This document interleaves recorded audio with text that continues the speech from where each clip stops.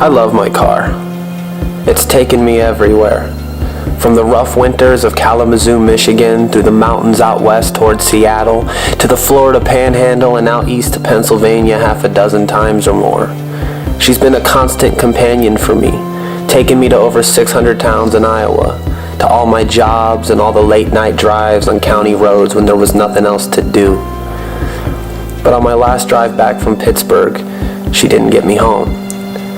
And that was a first.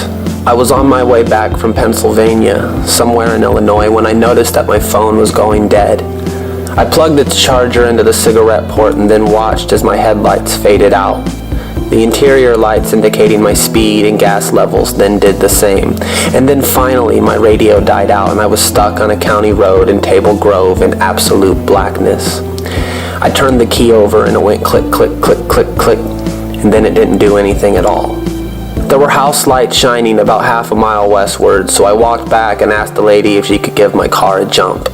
She reluctantly agreed, asked if I had a cigarette, and pulled her truck to the road where Betsy was sitting. I was incredibly relieved when I turned the key over and the car fired up. I was only about an hour away from home after all, and I thought I could just deal with the issue in the morning. I told the woman thanks, shook her hand, gave her another cigarette, and went on my way. 15 minutes later, though, it happened again. The only difference being that there was nothing to cause it this time around. The headlights faded and the car left me in total darkness once again, and I slammed my fist as hard as I could onto its steering wheel. I screamed, "Why the hell are you doing this to me now?" as if the car was sentient and could console me.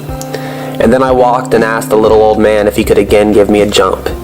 He agreed, and I went through the process again, but no dice. Betsy wouldn't start at all. I got the car towed home and sat in my house for the next week, and it was the longest stretch of time. I was able to hustle for photography gigs and got enough jobs lined up that I could begin to diagnose the problem, even though I was fairly confident what it actually was. For the fourth time since I've owned the car, it was the alternator. So I bought an alternator from a scrapyard. Bunk. I bought another. Didn't work. And so I learned my lesson the hard way.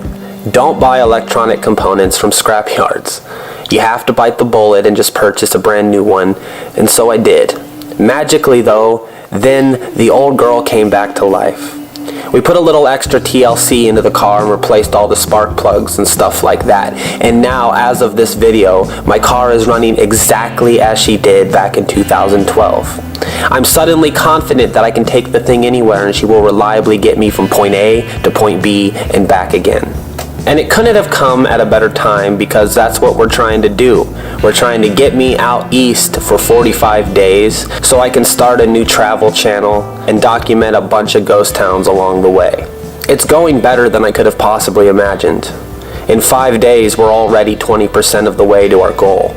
I went from thinking that this was the longest of long shots to thinking that, hey, maybe this could actually happen.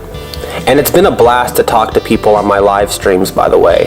It's been quite eye-opening in the weirdest of ways. And this is a shameless plug, but I'm doing them nightly, so you should definitely stop in if you get a second.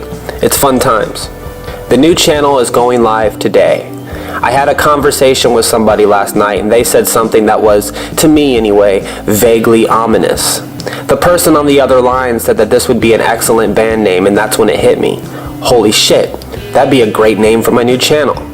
And so that's what it is, Vaguely Ominous. The link's in the description if you want it, and I hope to see you there. So anyway, this is just a little update. Thanks for all the support, guys, and I'll see you in the live show tonight.